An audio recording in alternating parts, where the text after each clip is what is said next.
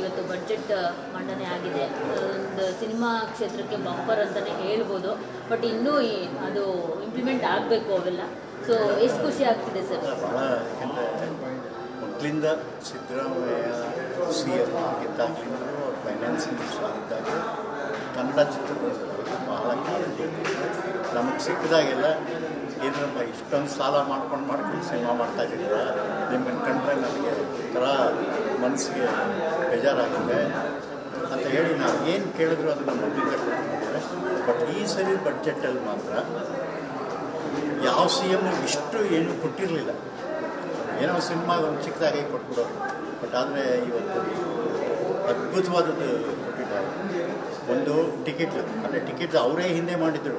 ಈ ಕೆಲವು ಆಫೀಸರ್ಗಳು ಈ ಮಲ್ಟಿಪ್ಲೆಕ್ಸ್ ಜೊತೆ ಸೇರಿಕೊಂಡು ಅದನ್ನು ಯಾವುದೋ ಒಂದು ಕನ್ನಡ ಸಂಸ್ಕೃತಿ ಇಲಾಖೆಯಿಂದ ಆರ್ಡರ್ ತಂದುಬಿಟ್ಟು ಎಲ್ಲ ಪ್ರೀ ಪ್ಲ್ಯಾನ್ಡ್, ನಾವು ಸಂಸ್ಕೃತಿ ಇಲಾಖೆಯಿಂದ ತರ್ತೀವಿ, ನೀವು ಬೆಳಗ್ಗೆ 10 ಗಂಟೆಗೆ ಕೋರ್ಟಲ್ಲಿ ಸ್ಟೇ ತೊಗೊಂಡ್ಬಿಡಿ ಅಂತ. ಹಾಗೆ ಮಾಡಿಬಿಟ್ಟು 5 ವರ್ಷ ಅದನ್ನು ತಳ್ಳಿಬಿಟ್ಟು. ಸೊ ಈ ಸರಿ ಮಾಡಿದ್ದಾರೆ. ಬಟ್ ಈ ಸರಿ ಅಧಿಕಾರಿಗಳನ್ನ ನಾವು ಬಿಡೋದಿಲ್ಲ. ಕೆಲವು CM ಮಾಡಿದ್ದಾರೆ, ಅವ್ರ ಕೈಲಿ ಅದನ್ನು ಯಾವ ಥರ ಆಗಬೇಕು. ಯಾಕೆಂದರೆ 4,000 ರೂಪಾಯಿ 3,000 ರೂಪಾಯಿ ಟಿಕೆಟ್ ಇಟ್ಬಿಟ್ಟು ಜನಗಳಿಗೆ ದರೋಡೆ ಮಾಡ್ತಾರೆ. Cinema is cheapest entertainment. ಆಮೇಲೆ ಅದರಿಂದ ಕನ್ನಡ ಚಿತ್ರರಂಗಕ್ಕೆ ಇಲ್ಲಿ ದುಡ್ಡೆಲ್ಲ ಹೊರಗಡೆ ಹೋಗ್ತಾ ಇದೆ. ಸೊ ಈಗ ಒಂದು ಚೇಂಜ್ ಬರ್ಬೋದು. ಒಂದು 2,000 ಉಳಿದಿರೋ ಆಡಿಯನ್ಸ್ ಎಲ್ಲ ನಡೆಯಪ್ಪ ಒಂದು ಕನ್ನಡ ಪಿಕ್ಚರ್ ನೋಡೋಣ ಅಂತ ಬರ್ಬೋದು.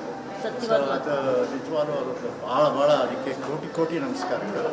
ಫಿಲಮ್ ಸಿಟಿ ಗೊತ್ತಾಯಿತು ನನಗೆ, ಯಾಕೆಂದರೆ ನಾನು ಮೊದಲಿಂದ ಅದು 15 ವರ್ಷದಿಂದ ಫಾಲೋ ಮಾಡ್ಕೊಂಡು ಬಂದಿದ್ದೀನಿ.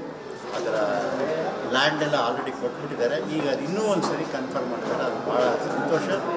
ಮೈಸೂರಿಗೆ ಟೂರಿಸಮ್ ಆ್ಯಂಡ್ ಫಿಲಮ್ ಇಂಡಸ್ಟ್ರಿ ಒಂದು ಬ್ಲೆಂಡ್ ಆಗೋದು ಮೈಸೂರಿಗೆ ಒಂದು ಅದ್ಭುತವಾದ ಕೊಡುಗೆ.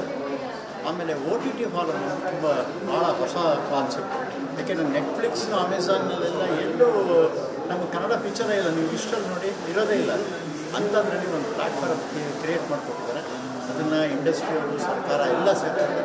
ಯಾವ ಥರ ಒಂದು ಲಾಭದಾಯಕ, ಸರ್ಕಾರಕ್ಕೂ ಏಟ್ ಬಿಡಬಾರ್ದು, ನಮಗೂ ಏಟ್ ಬಿಡಬಾರ್ದು, ಆ ರೀತಿ ಒಂದು ಕಾಂಪ್ರಮೈಸ್ ಆಗಿ. ಆಮೇಲೆ ಅಕಾಡೆಮಿ ಬೇರೆ ಒಂದು 3 ಕೋಟಿ ರೂಪಾಯಿನ ಮಲ್ಟಿಪ್ಲೆಕ್ಸ್ ಮಾಡಬೇಕು ನಮಗೆ, ಅದು ಭಾಳ. ಹೀಗಾಗಿ ಒಂದು ಸಿದ್ದರಾಮಯ್ಯನವರು ಮೊದಲಿಂದ ಕನ್ನಡ ಚಿತ್ರರಂಗ ಪರವಾಗಿದ್ದರು, ಈಗಲೂ ಇದ್ದಾರೆ, ಮುಂದೆನೂ ಇದ್ದಾರೆ. ಅದರಿಂದ ಅವ್ರಿಗೆ ನಾವು ಕೋಟಿ ನಮಸ್ಕಾರಗಳು. ಅವ್ರ ಗುಣನ ಯಾವಾಗಲೂ ತೀರ್ಸೋಕ್ಕೆ ಆಗುತ್ತೆ. ಸರ್, ಸ್ಪೆಷಲಿ ಇನ್ನೊಂದು ವಿಚಾರ ಏನು ಅಂತಂದರೆ, ನೀವು ಮೊನ್ನೆ ಅಷ್ಟೇ ಸತಿ ಸುಲೋಚನಾ ಡಾಕ್ಯುಮೆಂಟ್ ಆಗಲ್ಲ, ಪ್ರಿಂಟ್ ಇಲ್ಲ ಅಂತ ಹೇಳ್ಕೊಂಡು ಸರ್ಕಾರಕ್ಕೆ ಬೈದ್ರಿ. ಅದನ್ನು ಕೂಡ ರಿಕ್ವೆಸ್ಟ್ ಮಾಡ್ಕೊಂಡ್ರಿ. ಸೊ ನೋಡಿ, ಅದನ್ನು ಗಮನದಲ್ಲಿಟ್ಕೊಂಡು ಡಿಜಿಟಲ್ ಈಗ ಪ್ರಿಂಟ್ನ ಸಂರಕ್ಷಣೆ ಮಾಡಬೇಕು ಅಂತಲೇ 3 ಕೋಟಿ ಕೊಟ್ಟಿದ್ದಾರೆ. ಸೊ ಅದ್ರ ಬಗ್ಗೆ ಹೇಳಿ ಸರ್. ಅಲ್ಲ, ಅದು ಭಾಳ ಮುಖ್ಯ. ಅದನ್ನು ಹೇಳುತ್ತಲ್ಲ, ಡಿಜಿಟಲೈಸೇಷನ್ ಆದಮೇಲಿಂದ ಹಳೆ ಸೆಲ್ಯುಲಾರ್ಡ್ ಇಮೇಜಸ್ನ ಯಾವ ಥರ ಉಳಿಸ್ಕೋಬೇಕು, ಅದನ್ನು ಒಂದು ಬಹಳ ಮುಖ್ಯವಾದ ಕೆಲಸ ಆಗಿತ್ತು. ಯಾಕೆಂದರೆ ಕರ್ನಾಟಕ ಚಲನಚಿತ್ರದ ಚರಿತ್ರೆ ಮತ್ತು ಪರಂಪರೆನ ಉಳಿಸೋದೇ ಒಂದು ಆ ಕೆಲಸ. ಅದನ್ನು ಮುಂದಿನ ಜನ್ರೇಷನ್ಗೆ ಹಿಂದೆ ಏನು ನಡೆದಿತ್ತು ಅಂತ ತಿಳ್ಕೊಳ್ಳೋಕ್ಕೆ ಭಾಳ ಅದ್ಭುತವಾಗ್ತದೆ. ಸರ್, ಸಿನಿಮಾ ಕ್ಷೇತ್ರವನ್ನು ಇಂಡಸ್ಟ್ರಿಯನ್ನಾಗಿ ಮಾಡಿದ್ದಾರೆ, ಉದ್ಯಮವನ್ನಾಗಿ ಮಾಡಿರೋದು. ಅದು ನೀವು ತುಂಬ ದಿನಗಳಿಂದ ಬೇಡಿಕೆ ಇತ್ತು. ಇತ್ತು, ಅದು ಮಾಡಿದ್ರು ಒಂದು ಸರಿ. ಬಟ್ ಅಫಿಷಿಯಲ್ ಆರ್ಡರ್ ಆಗಿಲ್ಲ.